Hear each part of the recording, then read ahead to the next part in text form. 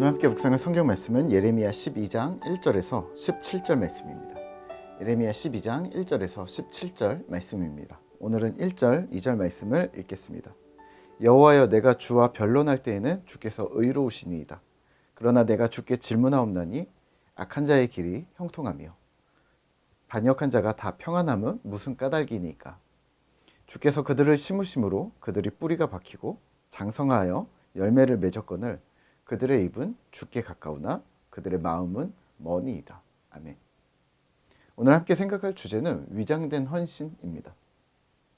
본문 예레미야 12장은 예레미야를 둘러싼 음모와 공격에 대해 예레미야의 마음이 무너진 상황에서 하나님께 기도하는 장면입니다. 예레미야 11장에서는 예레미야의 고향 아나돗 사람들이 예레미야를 죽이려 하였고 그 이유는 예레미야의 메시지가 듣기 싫었기 때문이라고 합니다. 오늘 그 연장선에서 12장을 묵상하시면 되는데요. 예레미야의 심정과 구체적인 대상들을 한정해 보시면 좋을 듯합니다. 예레미야의 고향 사람들이 예레미야를 죽이려 했다 함은 마을 사람들, 이웃들이었을 수 있습니다. 그리고 또 친구가 포함되었을 수도 있습니다. 또 심지어는 친척과 가족들조차 예레미야를 향한 공격을 허용했던 것일 수도 있습니다. 그러니까 예레미야의 심적인 지지자들이 돌아섰다는 말이기도 하고 또 그의 상심은 이루 말할 수가 없었을 겁니다. 그렇다면 12장에서 언급하는 악한 자, 하나님을 반역한 자가 훨씬 구체화됩니다. 예레미야나 에스겔, 이사야, 시편 같은 성경을 읽을 때 악인이 자주 묘사되는데요. 이런 구절을 우리가 대할 때 우리는 그 악인을 실체가 구체적이지 않은 어떤 뭉뚱그려진 대상으로 상상할 때가 있습니다. 그래서 선과 악, 좋은 놈과 나쁜 놈의 대결 구도로 놓고 생각합니다. 하지만 오늘 예레미야 12장의 악인은 그 범위가 훨씬 구체적이고 실제적입니다. 왜냐하면 1절에서 말하는 악한 자와 반역한 자를 2절에서는 그들의 입이 여호와께 가까운 자라고 말하니까 말입니다. 1절과 2절입니다. 여호와여, 내가 주와 변론할 때에는 주께서 의로우시니이다. 그러나 내가 주께 질문하옵나니 악한 자의 길이 형통하며 반역한 자가 다 평안함은 무슨 까닭이니까. 주께서 그들을 심으심으로 그들이 뿌리가 박히고 장성하여 열매를 맺었거늘 그들의 입은 주께 가까우나 그들의 마음은 머니이다. 아멘. 예레미야는 악인의 형통에 대해 불만합니다. 그리고 하나님께 대하여 반역한 자의 평안함에 대해 의문을 갖습니다. 그래서 저는 그 반역한 자가 진짜 나쁜 놈인 것보다 이렇게 생각을 했었는데요. 2절은 근데 좀 다르게 얘기합니다. 그 악인이 정말 나쁜 놈인데 입술로 하나님께 가까웠다고 합니다.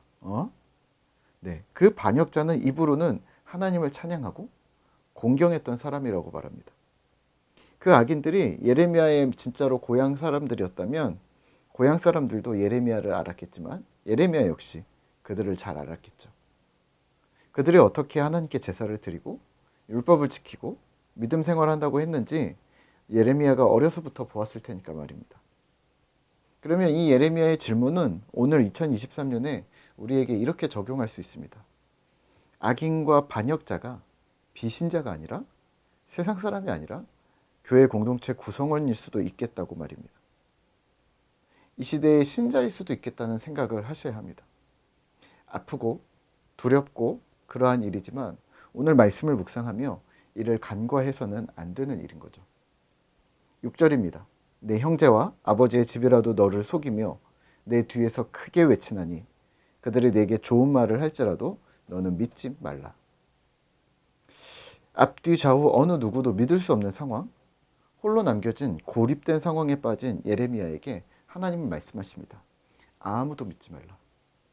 그리고 그들의 일탈 행위에 대한 설명보다는 하나님의 경고와 심판을 선언하십니다. 7절과 8절입니다. 내가 내 집을 버리며 내 소유를 내던져 내 마음으로 사랑하는 것을 그 원수의 손에 넘겼나니 내 소유가 숲속의 사자같이 되어서 나를 향하여 그 소리를 내므로 내가 그를 미워하였음이로라. 아멘. 여기서 내 소유는 이스라엘입니다. 하나님의 애정하시는 이스라엘을 원수의 손에 넘겼다. 내 애정하는 백성이 오히려 나를 향해 사자같이 반역하며 그래서 나는 심판하게 되었다는 말입니다. 9절에서는 무늬 있는 매로 표현합니다. 무늬 있는 매는 다른 새들과 달리 독특한 거죠. 그래서 그 독특함 때문에 주변 모든 동물들이 공격하는 대상, 타켓이 될 것이라는 말입니다. 다른 매들이 그들을 공격하고 들짐승도 그들을 공격하리라. 심판입니다. 일탈 행위에 대한 이유는 10절입니다. 많은 목자, 잘못된 지도자도 한몫했다고 합니다. 스스로 강팍함의 이유도 있지만 그래서 완악하고 고집스러웠기도 하지만 이것을 조장하고 강화했던 공동체의 리더들 역시 심판의 대상이고 여호와의 칼이 그들을 삼킬 것이라고 선언합니다. 오늘 말씀을 묵상하며 우리는 무엇을 기억해야 할까요? 위장된 헌신입니다. 나 개인이 되었든 교회 지도자가 되었든 우리는 믿음을 지켜야 합니다. 하지만 앞뒤가 다른 입으로는 하나님을 가까이 하나 마음으로는 하나님에게서 거리가 먼 그러한 위장된 헌신을 우리가 간파해야 되는 거죠. 근데 우리가 이것을 어떻게 알아낼 수 있을까요? 겉으로 보면 모두가 착한 사람이고 좋은 사람이고 신실한 사람처럼 보이는데 어떻게 그 속내를 우리가 꿰뚫을 수 있을까요? 네, 인간으로서는 불가합니다. 마음을 감찰하시는 이는 오직 하나님 한 분뿐이기 때문입니다. 그러면 우리는 매번 속고 당해야 하는 걸까요? 아니요, 또 그렇지는 않습니다. 이 위장된 헌신은 티가 납니다. 그들의 행동으로 그 마음을, 그 믿음을 드러내기 때문입니다. 마태복음에서 예수님께서 열매로 그들을 알리라는 그 예수님의 말씀이 틀린 부분이 또 없는 것이죠. 만약 내 스스로 말씀에 귀를 닫고 눈을 감지만 않는다면, 그러니까 우리가 말씀만 열심히 따르고 있다면 이 위선은 성경 말씀 앞에서 명확하게 분별되기도 합니다. 위선은 아무리 좋은 말로 포장을 해도 하나님의 말씀, 하나님의 의도와 방향이 다르기 때문입니다. 제가 친하게 지내는 목사님들이 있는데요. 간혹 생각이 나서 전화를 하면 이렇게 말합니다. 안 그래도 목사님이 보고 싶었어요. 언제 뵙죠? 네. 그러면 저는 이렇게 얘기합니다. 뻥치지 말라고 합니다.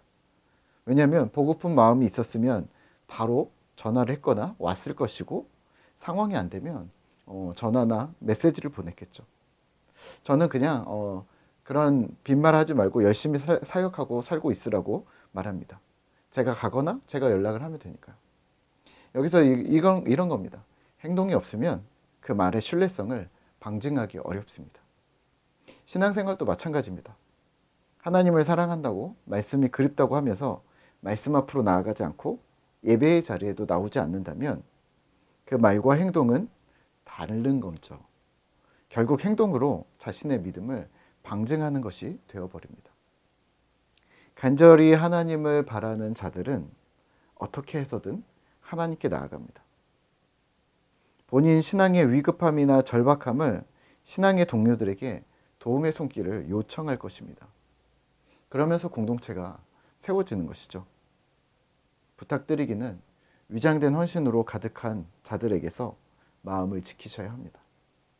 또한 그런 위선은 사람이 아니라 하나님께서 보고 계심을 기억하시고 나 스스로 그런 위장된 헌신으로 들어가지 않도록 우리의 신앙을 점검하셔야 합니다.